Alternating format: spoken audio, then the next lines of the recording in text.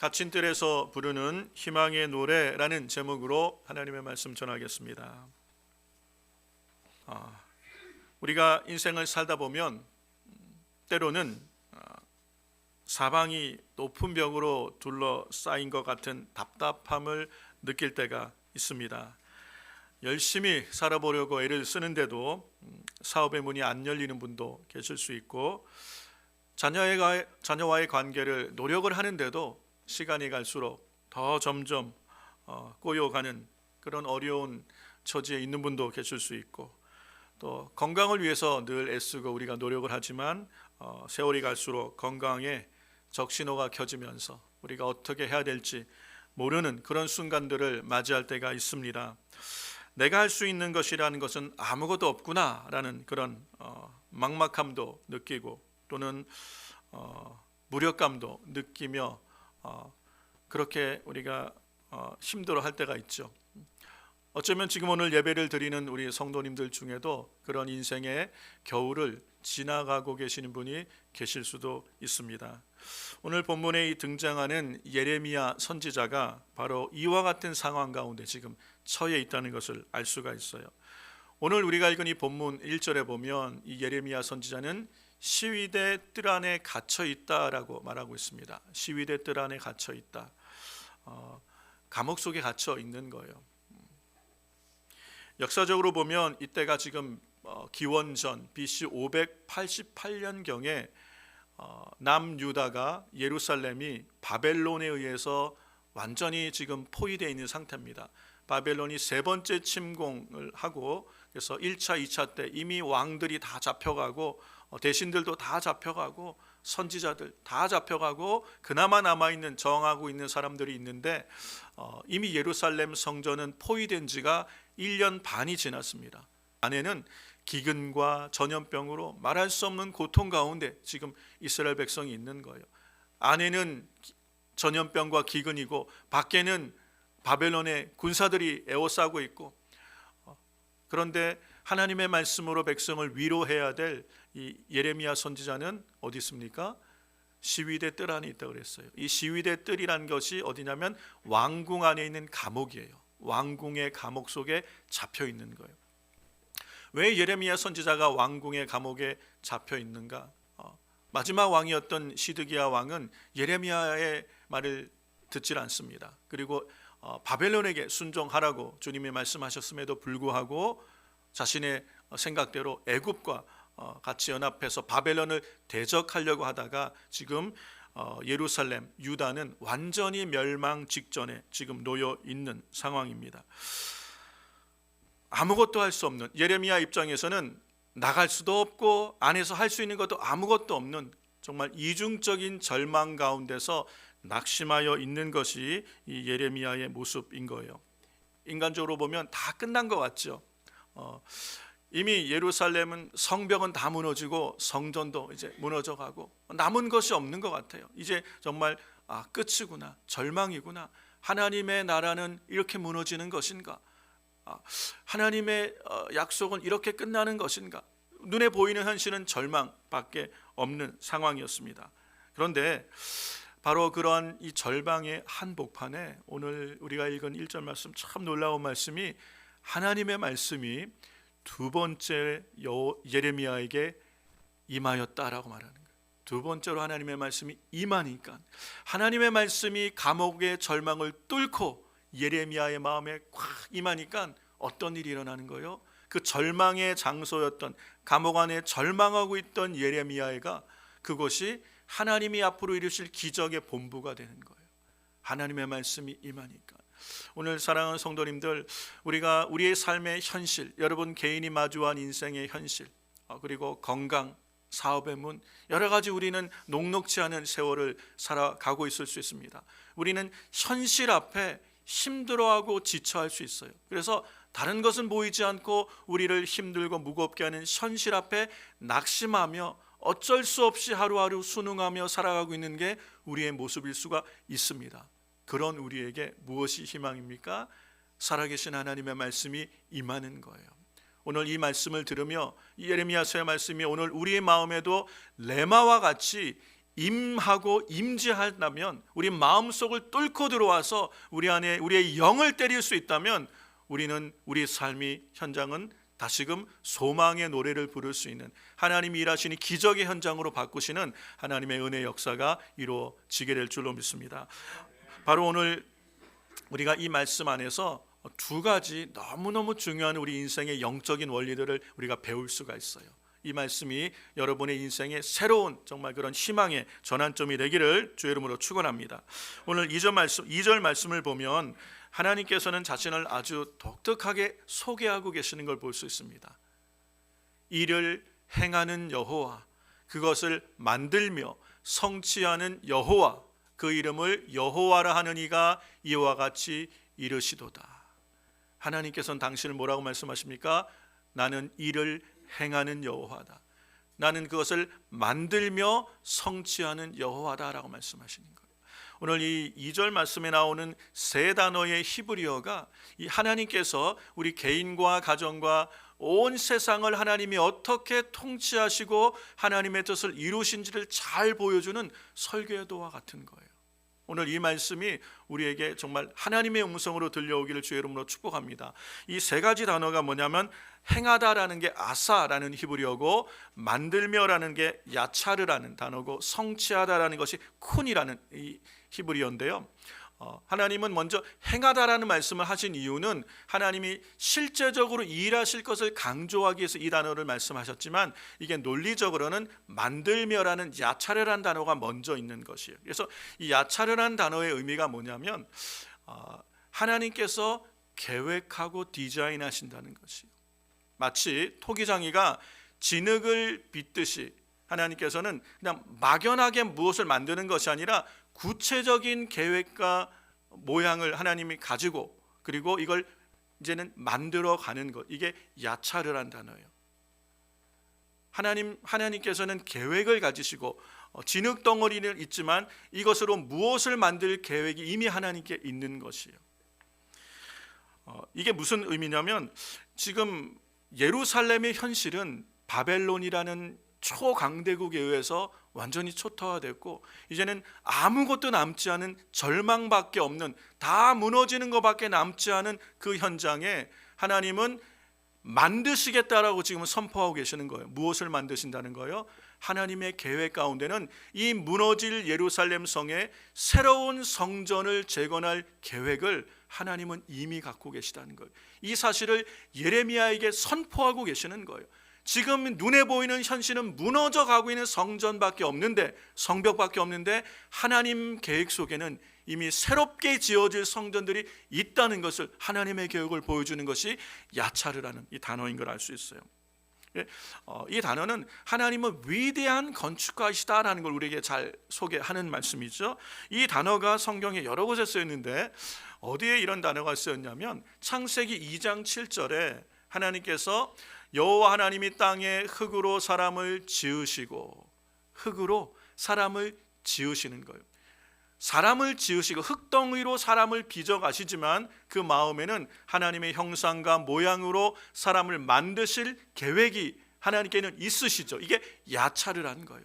흙덩어리로 빚으시지만, 만드시지만 이미 인간을 향한 계획이 있는 거예요. 예레미야서 1장 5절에 똑같은 단어를 쓰고 있습니다. 내가 너를 모태에서 짓기 전에, 어머니의 태중에 우리를 조성한다는, 이 짓는다는 게 야차르예요. 똑같은 단어인데, 이 우리의 형체와 형질이 생기기도 전에 우리의 세포 DNA가 있겠죠. 그 안에는 게놈의 지도가 있고, 현대 과학도 그 게놈의 지도 안에 인간의 모든 설계가 다 들어가 있는 것을 발견해내는데, 이미 하나님께서는 우리를 지으시기 전에 우리를 향한 계획, 설계도가 있으시다는 거예요. 이게 야차르 하시는, 내가 만드는 하나님이다라고 말씀하시는 야차르의 의미라는 걸 알 수 있어요. 사랑하는 성도 여러분, 그렇다면 우리는 우리 눈앞에 보이는 현실 때문에 낙심하고, 이 아이들 어떻게 양육할까, 내 힘으로 감당할 수 없는 우리 자녀들, 그리고 우리가 마주한 이 세상의 현실 때문에 낙심할 수밖에 없는데, 하나님께서는 뭐라고 지금 말씀하시는 거예요? 나에게는 계획이 있다는 거예요. 우리의 눈에는 불가능하고 끝난 것처럼 보이는 이 현실이지만 하나님은 계획을 갖고 계시다는 거예요. 이 삶에, 우리의 생애에, 우리의 자녀들의 삶 속에, 우리의 가정에 하나님의 계획은 있다는 거예요. 하나님은 여전히 가지고 계시다는 거예요.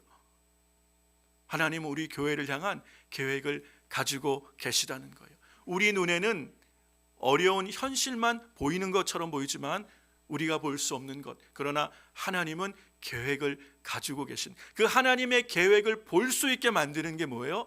믿음이에요. 그래서 히브리서는 뭐라고 얘기합니까?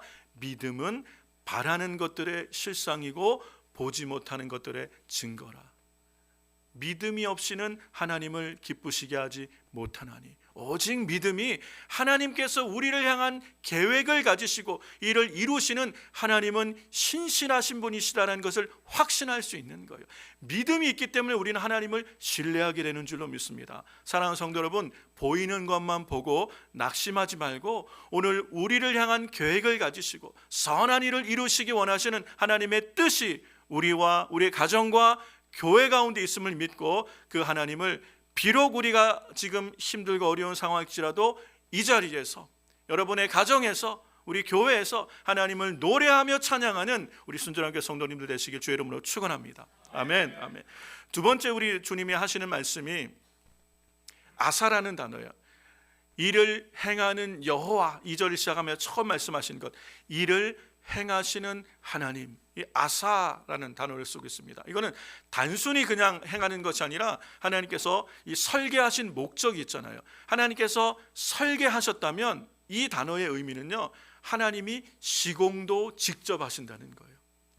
설계만 해놓으시고 맡겨본 것이 아니라 직접 이 현장에 뛰어들어, 아사의 하나님은 일하시는 하나님이에요. 직접 일을 하여 이제는 재료들을 동원해서 실제로 일하고 만들어내신다는 의미가 이 아사라는 히브리어예요. 하나님께서 다 무너져가고 이제 모두가 희망이 없다고 포기한 유다, 예루살렘을 향하여 하나님은 회복을 계획하고 계셨죠. 그 일을 어떻게 역사 가운데 이루어 가십니까? 하나님은 미리 에스겔을 보내고 다니엘을 바벨론에 다 보내놓고, 하나님께서는 그 안에 하나님의 백성을 회개하며 준비시키시고, 하나님은 고레스라는 바사의 왕을 역사 가운데 등장시키셔서 이스라엘 백성을 귀환하게 할 명령을 내릴 일들을 준비하고 계시는 거예요. 하나님은 여전히 예루살렘에만 머물러 계시는 하나님이 아니에요. 하나님은 교회 안에만 계신 하나님이 아니시라는 거예요. 우리가 믿는 하나님은 역사의 주관자가 되시는 줄로 믿습니다. 이 세상 역사 가운데 현장에 함께 하셔서 하나님의 계획을 실제로 이루어 가시는 그 하나님이신 줄로 믿습니다. 일하시는 하나님이라는 거예요. 고레스를 통하여 이스라엘 백성을 돌아가게끔 역사하시는 분이 하나님이신 줄로 믿습니다. 하나님은 살아계신 분이에요. 그 하나님이 아사의 하나님이다라고 말씀하시는 거예요. 이 단어가 또 어디에 쓰였냐면 창세기에서 하나님께서 천지와 만물을 창조하실 때에 하늘의 두 큰 광명을 만드사라고 할 때 아사라는 단어를 쓰신 거예요.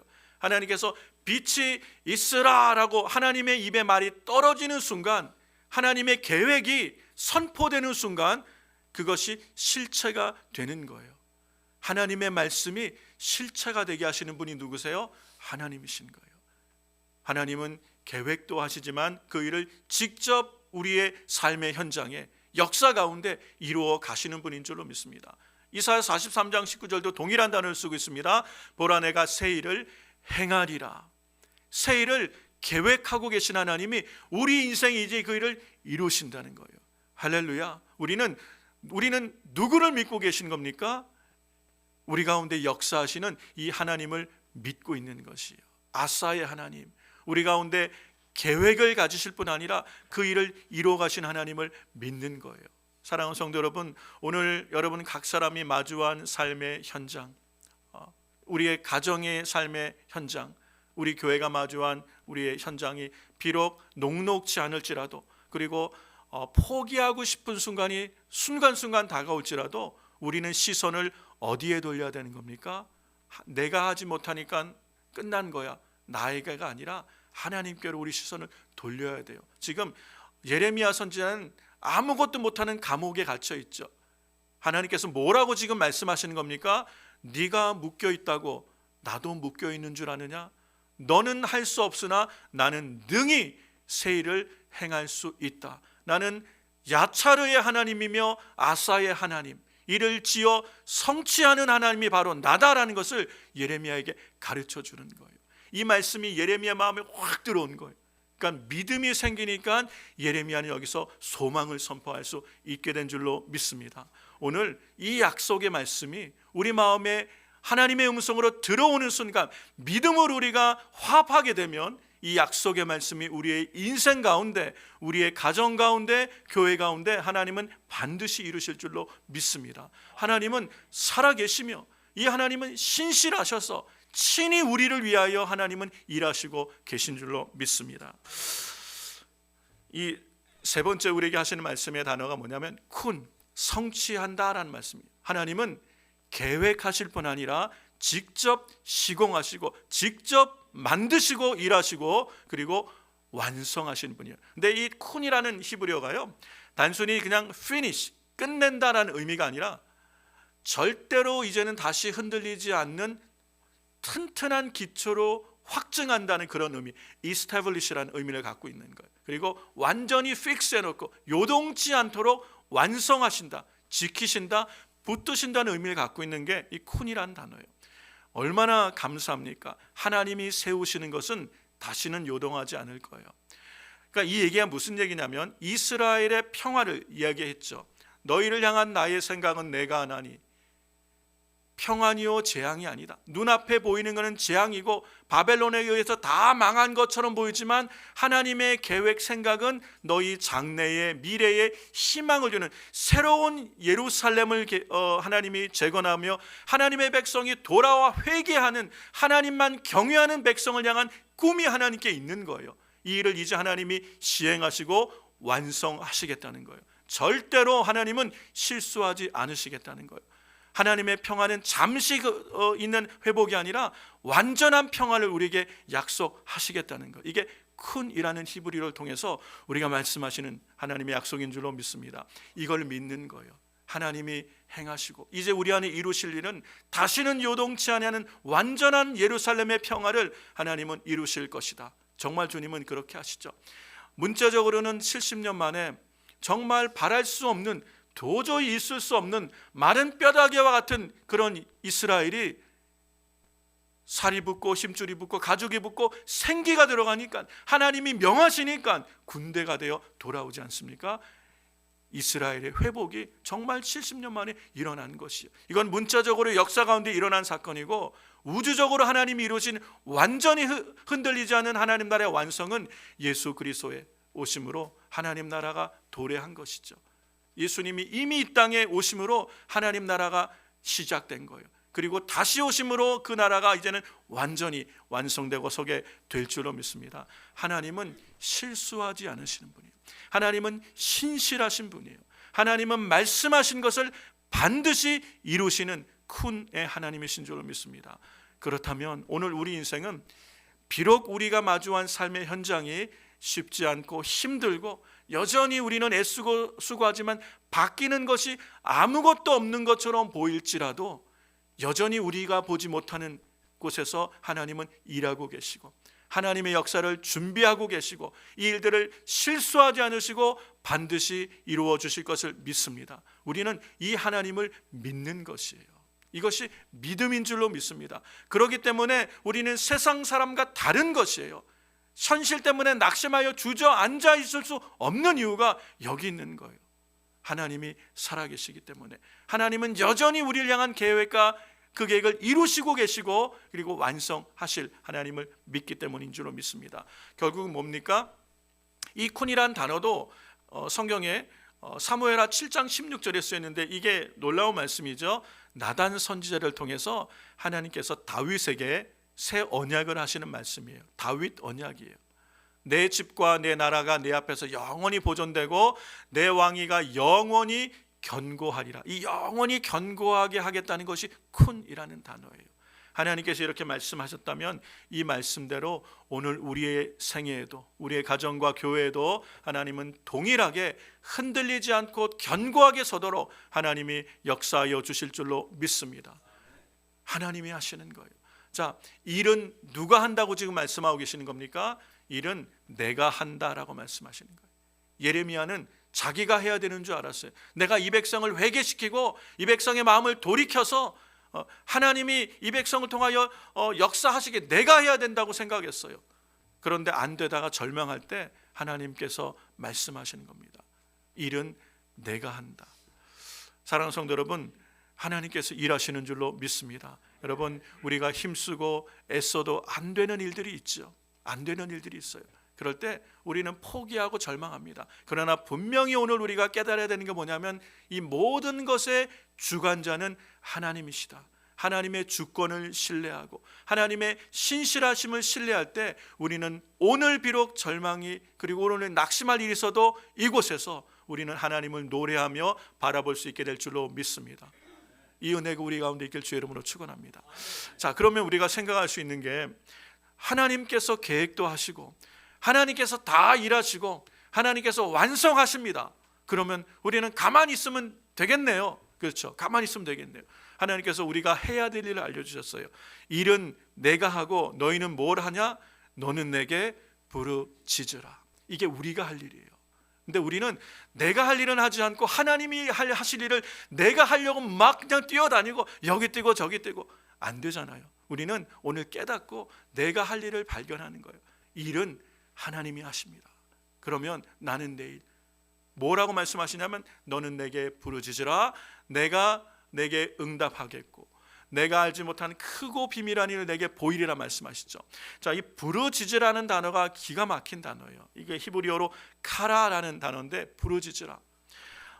이게 어떤 의미냐면 소환해내라라는 얘기예요. 네가 힘들 때 나를 찾으라, 나를 소환해내라.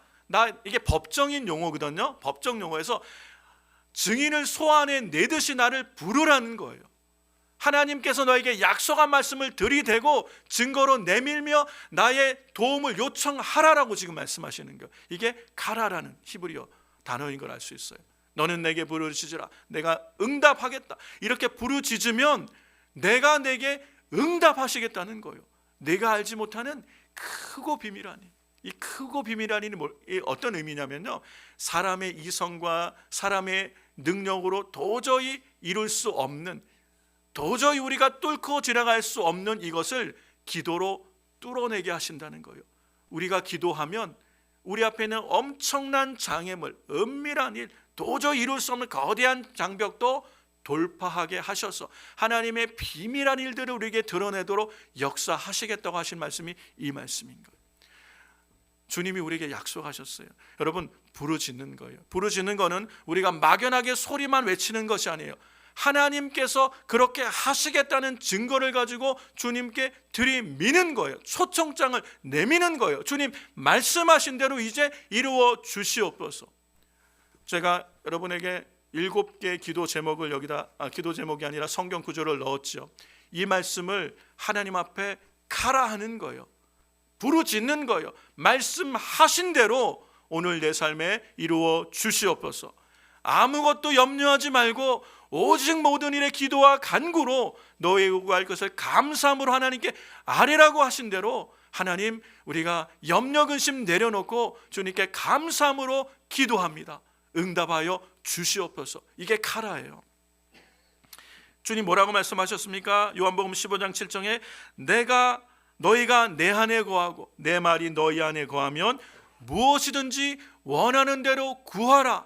그리하면 내가 시행하리라. 예수님 말씀하지 않으셨습니까? 주님의 말씀을 내가 오늘 믿사오니 말씀하신 대로 응답하여 주시옵소서. 이게 카라예요. 부르짖는 거예요. 하나님 앞에 들이미는 거예요. 하나님 말씀하신 대로 이제 내게 응답하시옵소서. 그러면 주님이 뭐라고 말씀하십니까? 내가 응답하겠다. 예레미야서 32장 27절에 뭐라고 말씀하셨습니까? 나는 여호와여 모든 육체의 하나님이라. 내게 할 수 없는 일이 있겠느냐.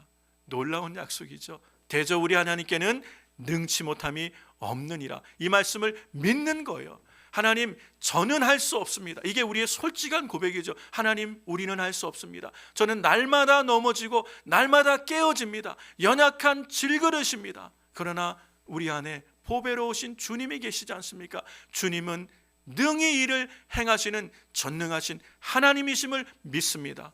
그러므로 주님 말씀하신 대로 오늘 우리 가운데 이루어 주시옵소서. 이게 가라예요.